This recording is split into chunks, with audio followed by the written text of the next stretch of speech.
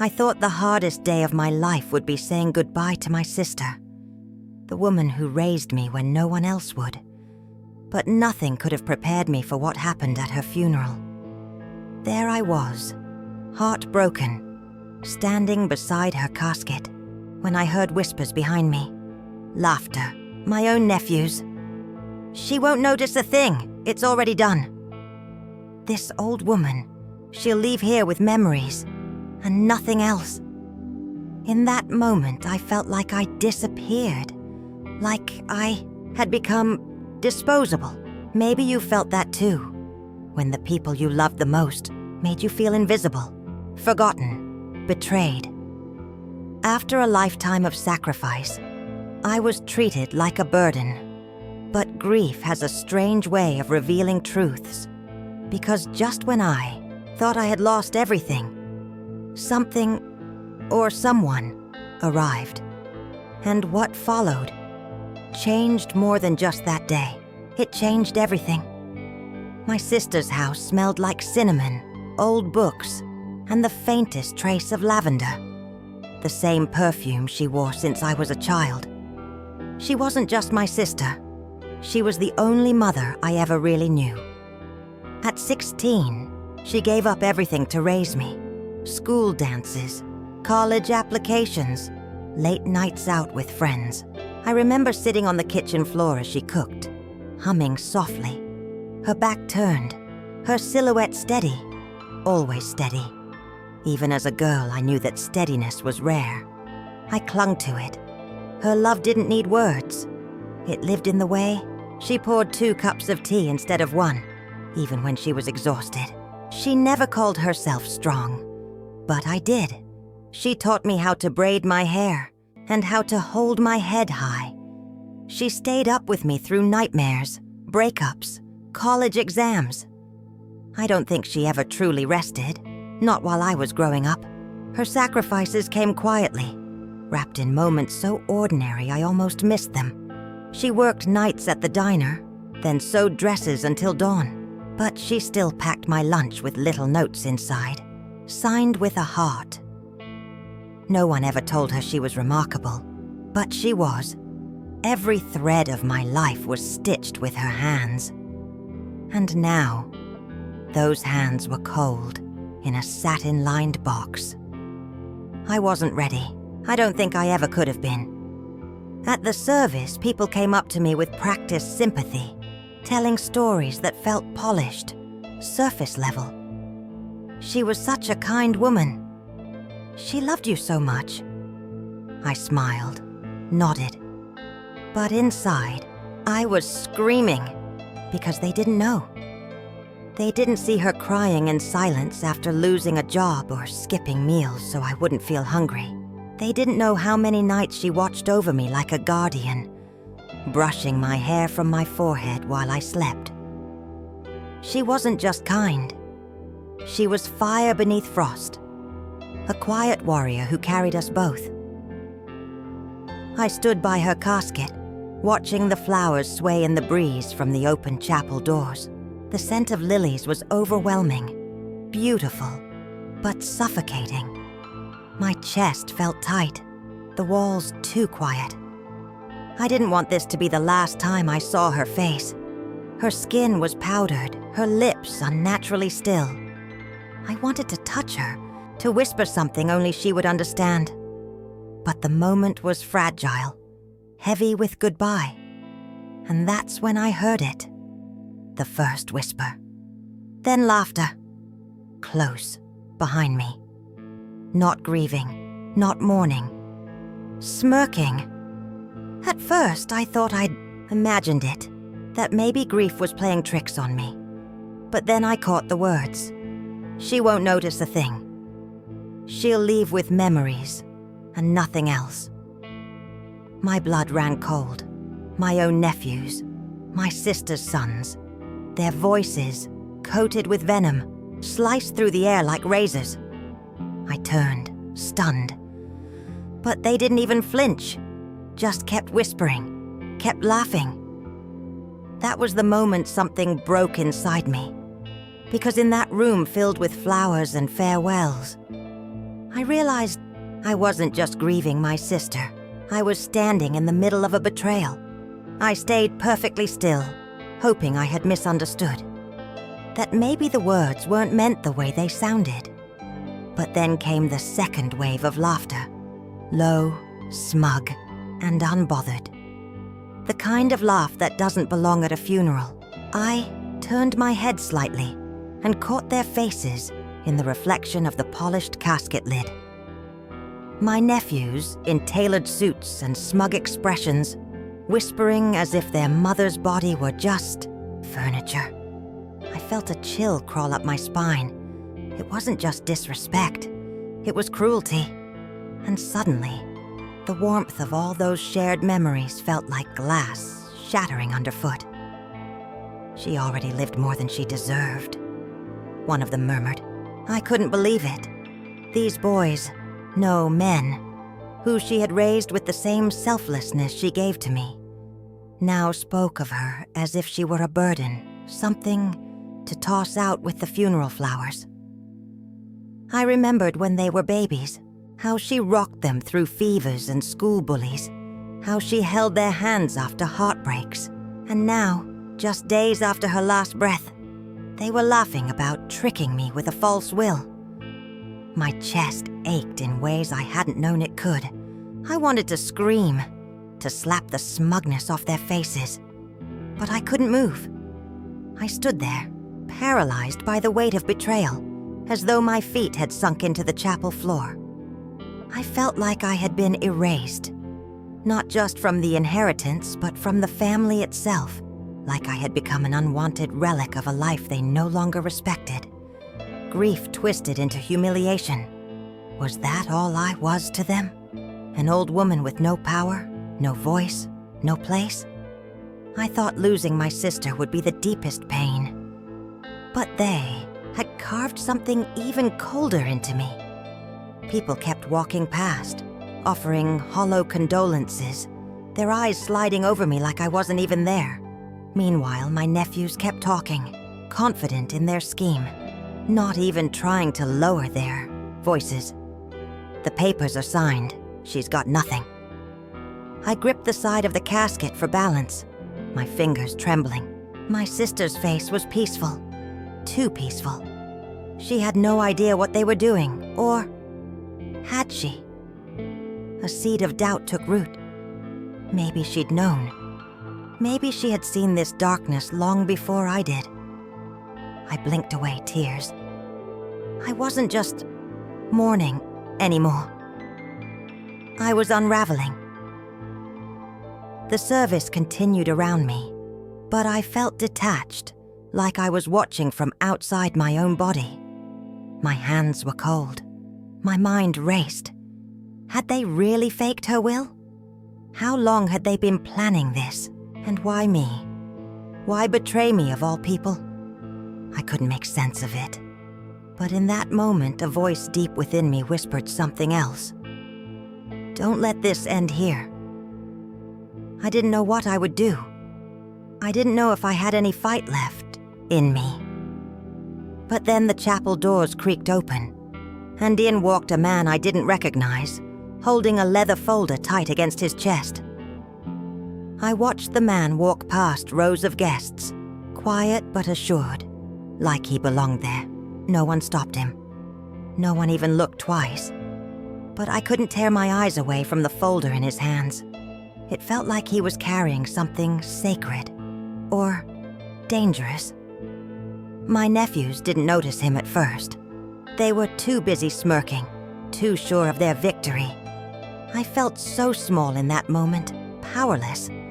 Like every year I had spent loving this family had been swept away by a single lie. It's strange how quickly your entire place in the world can vanish. I sat down, my legs weak, my heart pounding like it didn't recognize my body anymore. The noise of the room faded, replaced by a ringing in my ears. All I could hear were their words over and over. She's got nothing.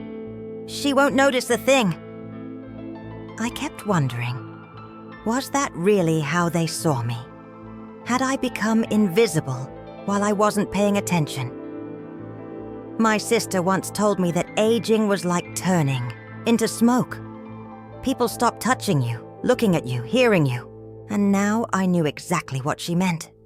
Even in death, my sister had more presence than I did. People leaned in toward the casket, whispered prayers, placed trembling hands on the edge, and walked right past me like I was part of the decor.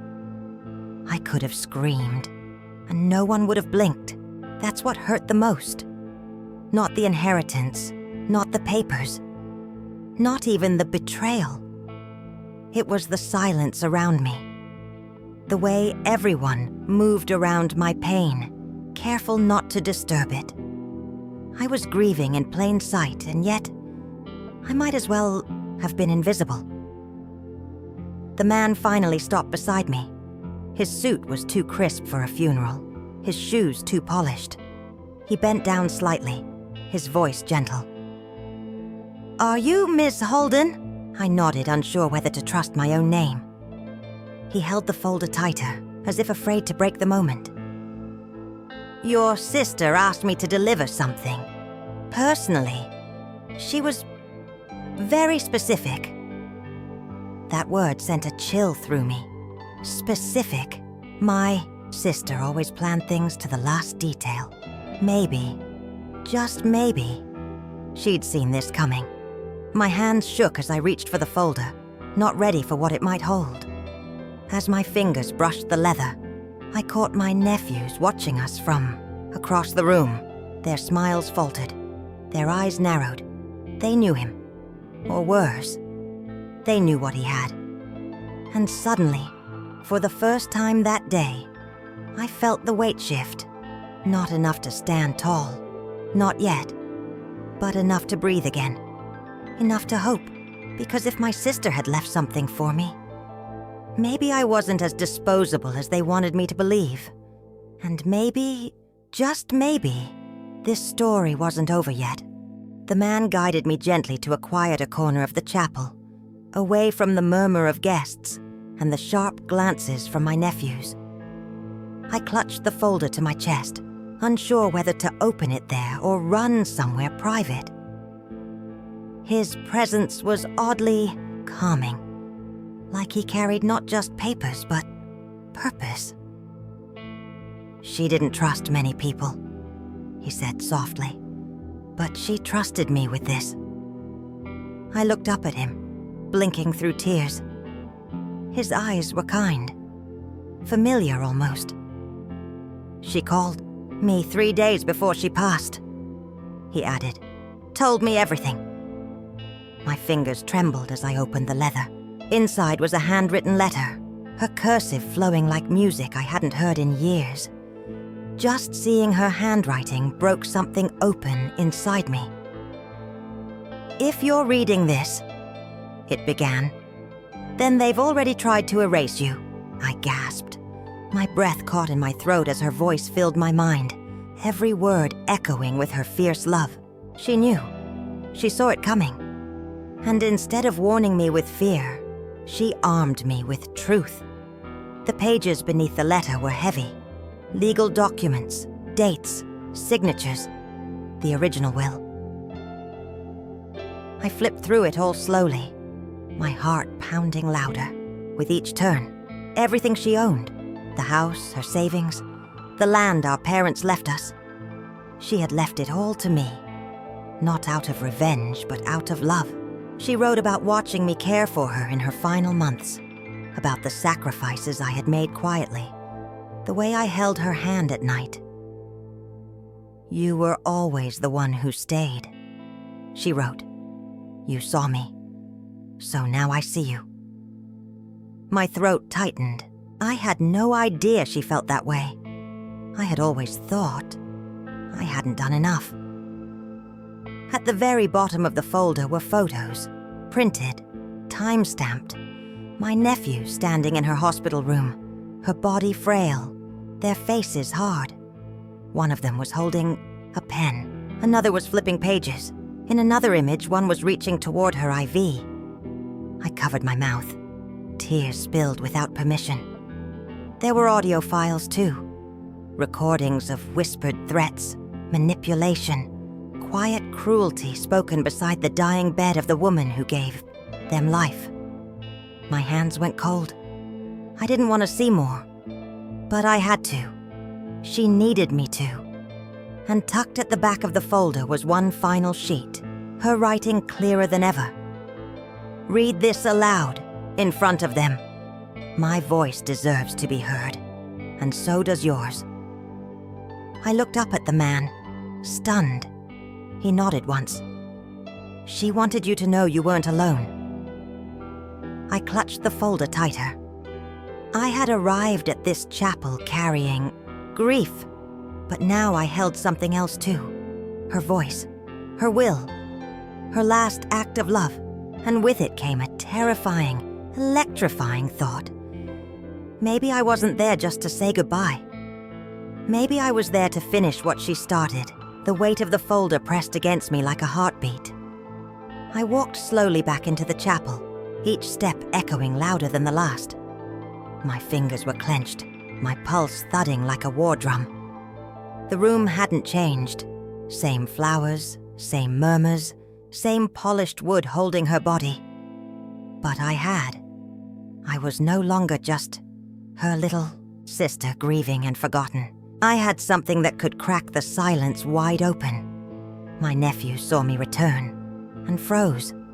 Their laughter was gone. Their eyes darted to the folder in my arms like it was a weapon. I didn't stop walking until I reached the front of the chapel, right beside her casket. I turned to face the room, the folder trembling slightly in my hands. I need to read something, I said, surprised at how steady my voice sounded. People shifted in their seats. Some looked confused. Others leaned forward.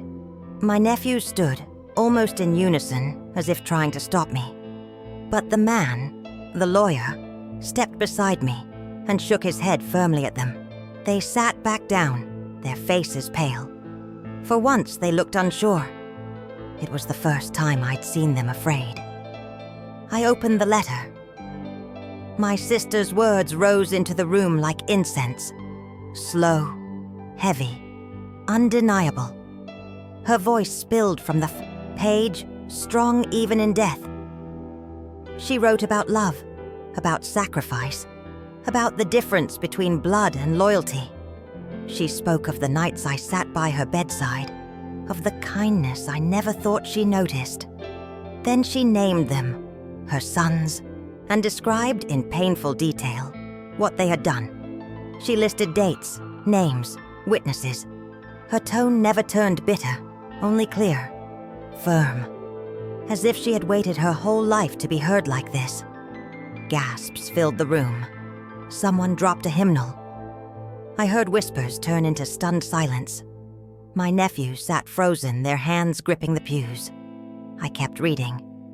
The will, notarized and dated weeks before they claimed otherwise, left everything to me. Because she was the one who chose love, the letter said. My voice cracked, but I didn't stop. I read until the final line, her final request. Let them know I died with my eyes open.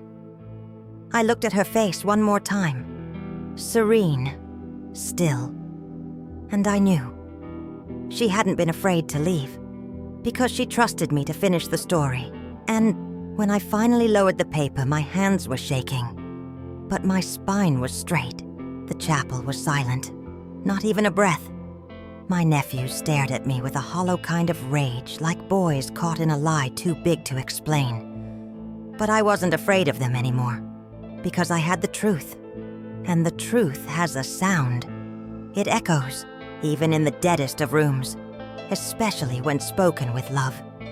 And in that moment, I realized something. Justice doesn't always come with fire or fists. Sometimes it arrives in a whisper written by someone who loved you more than life itself.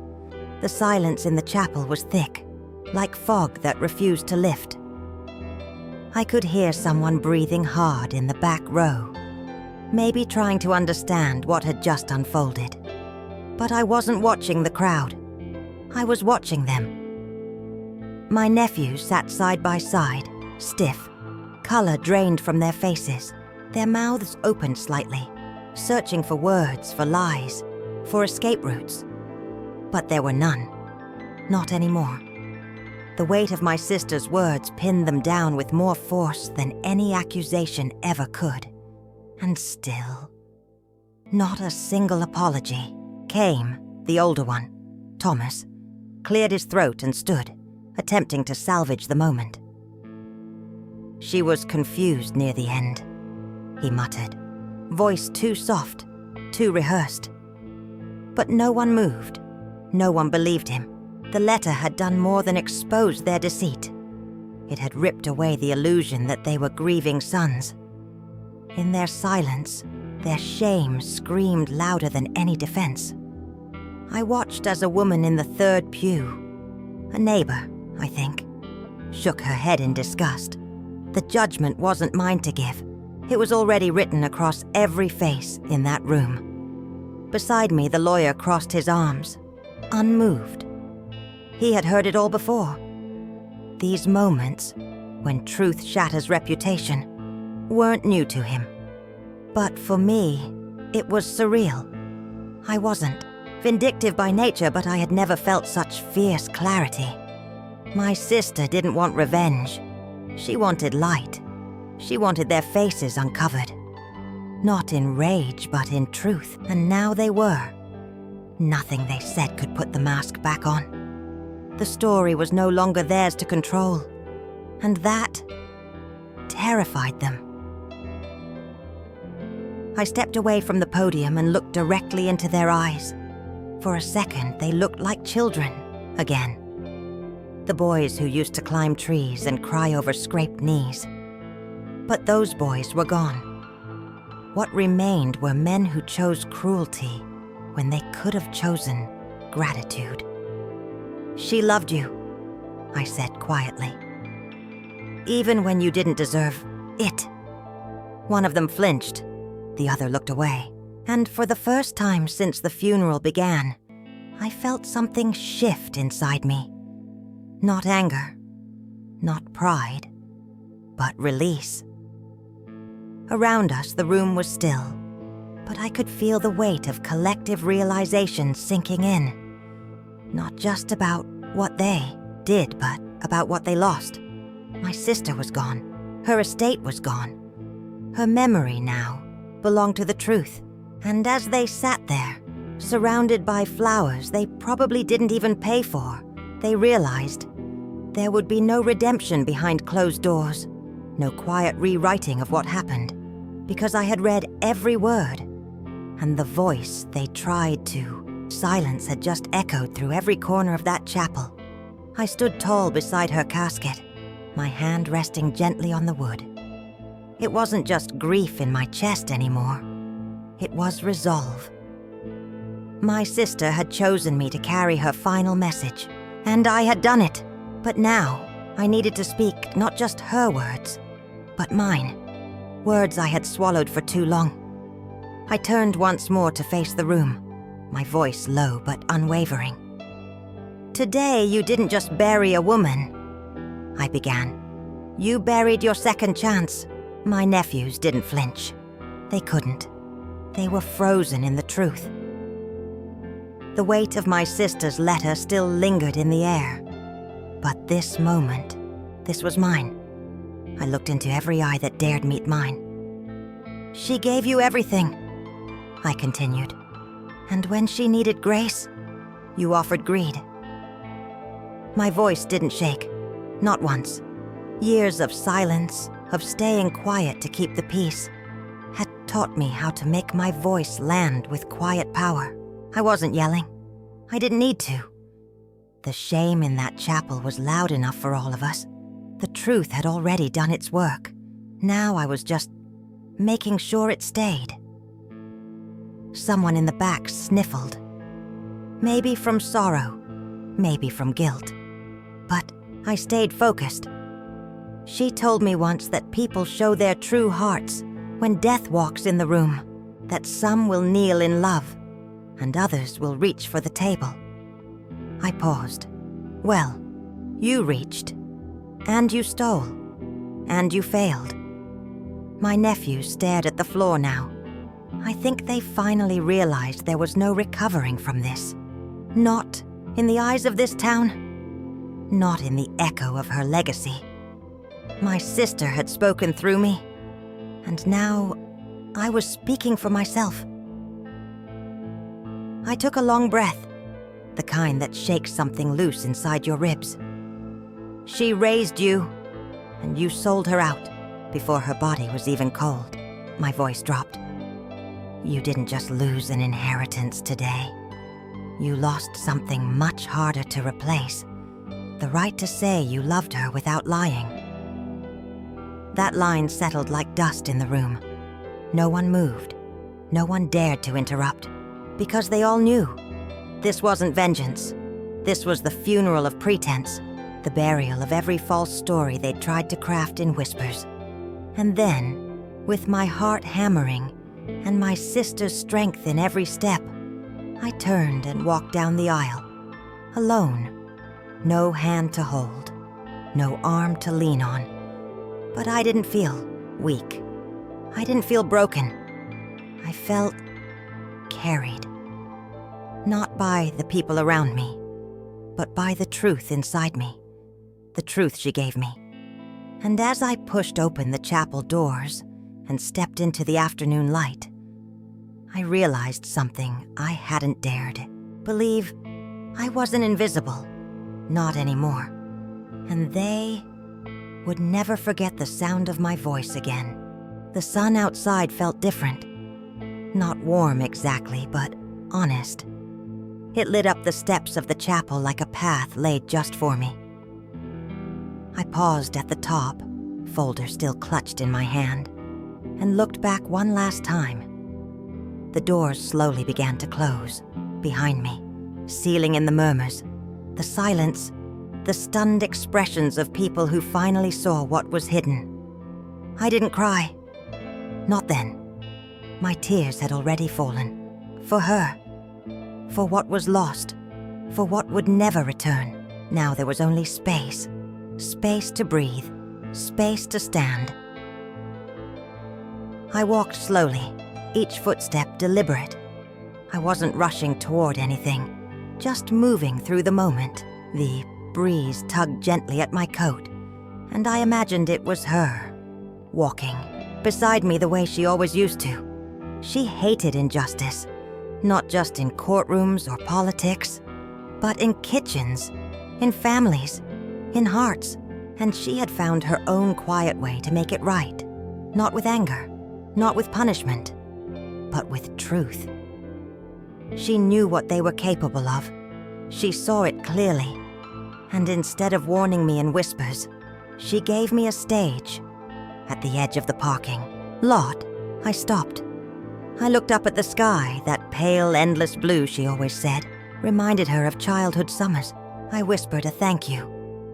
Not just for what she left me, but for who she helped me become. I had always seen myself as her shadow, the one she carried, protected, lifted. But now I saw what she had seen all along. I had become my own kind of strong, and that strength didn't come from shouting. It came from standing tall when others wanted you to vanish. I got into my car, folded the folder gently beside me, and closed the door with a soft click. The engine hummed to life, but I didn't drive away right away. I sat there, hands on the wheel, heart finally quiet. There was no one left to convince, no fight left to win. The truth had been spoken, and for the first time in a long time, I felt aligned with her memory, with my own reflection, with the life I still had ahead. Her justice had been simple. Tell the truth, let it echo, and walk away with your head held high. And that's exactly what I did. I left that chapel alone, but not empty. I carried her voice, her story, and my own restored dignity like armor no one could take from me. I had come to bury a sister, and walked away with her final light burning inside me. Grief doesn't end with the funeral. It lingers in quiet corners, in morning silences, in the way I still reach for my phone to call her. In the weeks that followed, I found myself sitting in her kitchen, long after the sun went down, surrounded by her things. The tea kettle she swore made water taste better. The calendar still open to her last month. It all felt untouched. I'd run my fingers over the worn table, remembering the countless meals, the conversations, the gentle wisdom only she knew how to offer. Her presence was everywhere, but so was the ache. I opened drawers slowly, not to clean, but to listen. Every old envelope, every handwritten note was a part of her still speaking. In the back of one drawer, I found a box labeled, "For her someday." Inside were trinkets, a music box, a charm bracelet I'd lost as a child, even a photo of us from decades ago, taped to a folded napkin with her handwriting. She kept me going. My chest tightened. She had planned this, not just the folder at the funeral, but this too. A trail of softness, reminders that I had always mattered. Sometimes I'd stand in front of her mirror and almost expect her to appear beside me, brushing lint off my shoulder, fixing my hair. That was her way, always adjusting, always noticing the little things. I could hear her laugh in the clink of china, her sigh in the creak of the floorboards. I'd close my eyes and swear I felt her hand on my back, steadying me. It didn't make the pain vanish, but it made the loneliness feel less cruel. Love, I was learning, doesn't die with the body. It finds new ways to echo. Neighbors came by often, with casseroles, stories, awkward hugs. But I didn't need their sympathy. What I needed, I already had. Her voice in my head, her strength in my spine, her heart stitched into mine. Every time I stood up for myself, every time I chose truth over silence, I was living a piece of her. She hadn't just left me a house or a letter. She left me a blueprint of resilience, of dignity, of love that outlives even betrayal. And now, when I look at my reflection, I don't just see the years or the weariness. I see her, in my eyes, in my calm, in my fire. And I realize, maybe that's what she meant all along, that love doesn't vanish. It transforms. It whispers through our bones, reminding us who we are, even when the world tries to forget. Some people think justice comes in courtrooms or headlines, loud and public. But I've learned that true justice often arrives quietly. It comes in the form of a truth finally spoken, a silence broken, a story no longer buried. My sister didn't want revenge. She wanted dignity, hers and mine. She didn't ask me to fight. She asked me to speak. And in doing so, she gave me more than any inheritance ever could. She gave me the right to be seen again.